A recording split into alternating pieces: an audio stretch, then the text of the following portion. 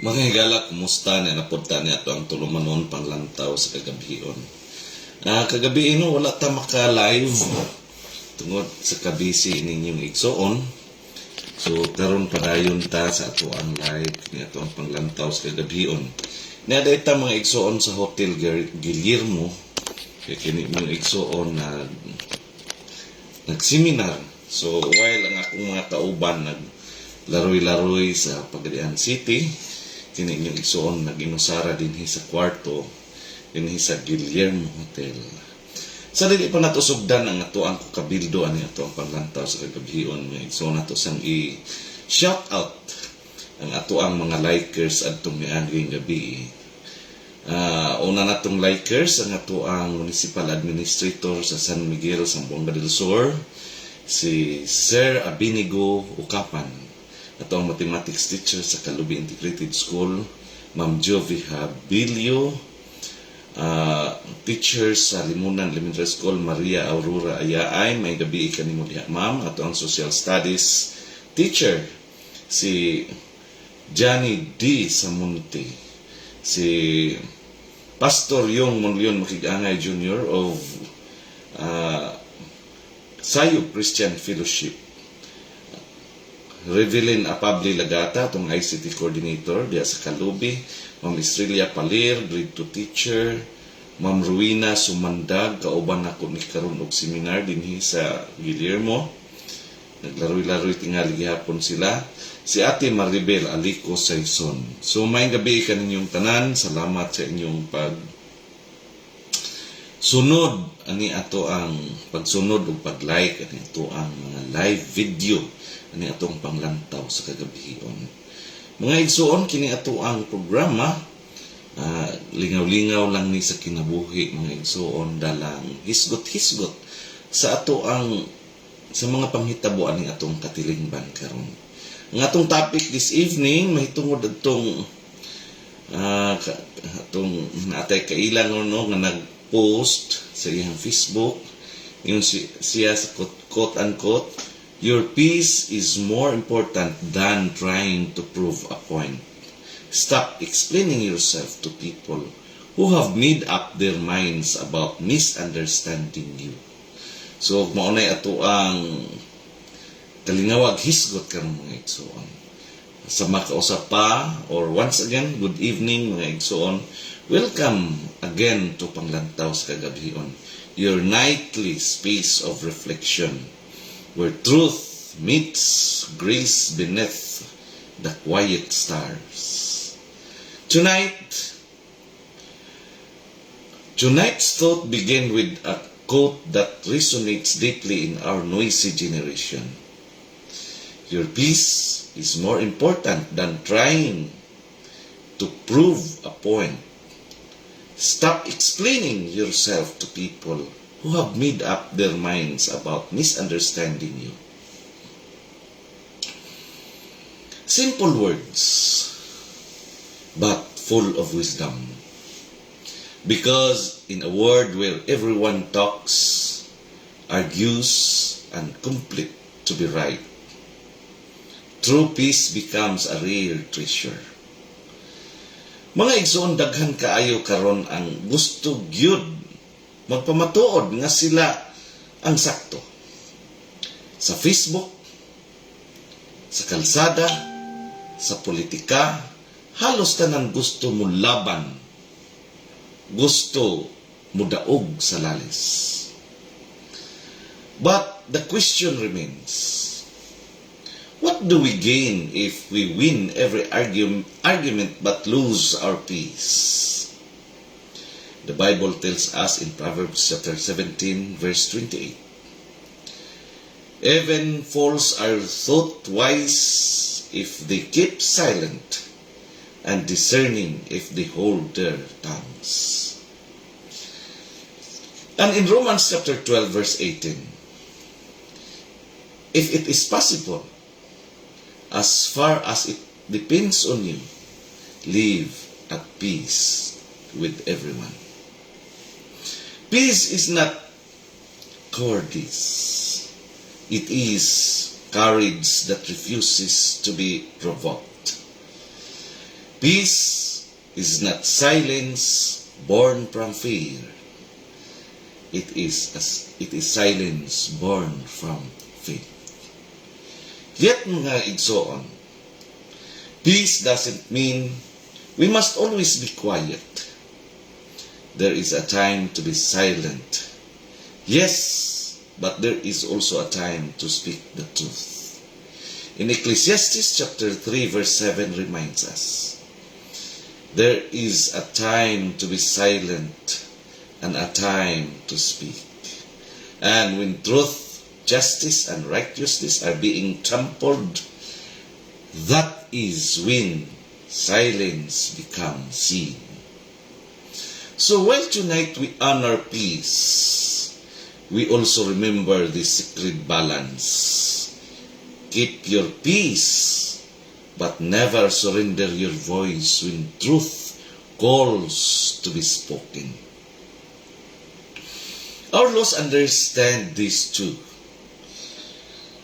The 1987 Philippine Constitution, Article 3, Section 4 declares, "No shall be passed abridging the freedom of speech, of expression, or of the press, or the right of the people peaceably to assemble and petition the government for redress of grievances." That is our freedom of expression, a sacred right both by the sacrifices of those who believed that democracy dies when silence prevails. But that freedom comes with responsibility. It does not mean we can slander, insult, or spread lies. Instead, it means we have the right and the duty to speak truth in love, to defend what is right, and to expose what is wrong. As Article 19 of the Universal Declaration of Human Rights also states, everyone has the right to freedom of opinion and expression. This right includes freedom to hold opinions without interference and to seek, receive, and impart information and ideas through any media. Mga igsoon, ang tinuod nga kagawasan dili lang kay gawas sa pagpamulong, kundi kagawasan sa pagpamulong sa kamatuoran ug hustisya. Jesus himself exemplified this balance. There were times when he chose silence before Pilate, but there were also moments when he boldly rebuked hypocrisy, injustice, and oppression. In John chapter 18 verse 37, Jesus said, "The reason I was born and came into the world is to testify to the truth. Everyone on the side of truth listens to me." So yes, mga igsoon, there are battles that worth fighting, but there are also truths not worth hiding. There are moments when silence preserves peace, and moments when silence protects evils. Let me tell you this. Real peace is not the absence of conflict. It is the presence of truth and justice. Because peace without truth is deception. Peace without justice is oppression. And peace without courage is only a disguise for fear. In Isaiah chapter 32 verse 17 says, "The fruit of righteousness will be peace. The effect of righteousness will be quietness and confidence forever." See, truth or true peace is born from righteousness, from standing for what is just. That means when we speak against corruption, We are not disturbing peace. We are defending it. When we expose lies, we are not creating chaos. We are healing the nation. When we express truth with love and courage, we are fulfilling both our right as citizens and our calling as believers. Mga igsoon, this is what Panglantaw sa Kagabhion stands for. We listen, we reflect, we keep our peace, but we also speak.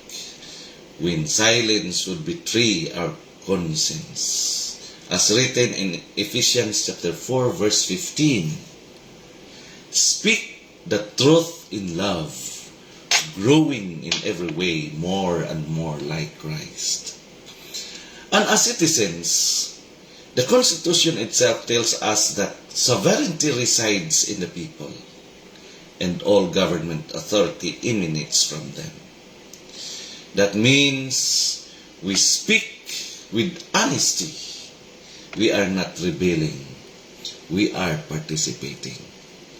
When we question injustice, we are not sowing division. We are strengthening democracy. When we express what is true and just, we are fulfilling our duty both to God and to the Republic. So tonight, mga igsoon, let this truth settle in your heart. Keep your peace, but never silence your truth. Because truth and peace are not enemies. They are partners in building a just and godly nation. As John chapter 8 verse 32 declares, and you shall know the truth, and the truth shall set you free. Therefore, speak when you must, but always with grace, humility, and wisdom. Defend what is right, but never lose your peace.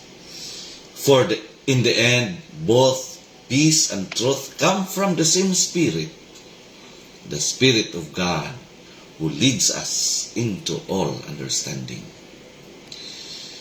This is Panglantaw sa Kagabhion, reminding you that freedom of expression is not just a right.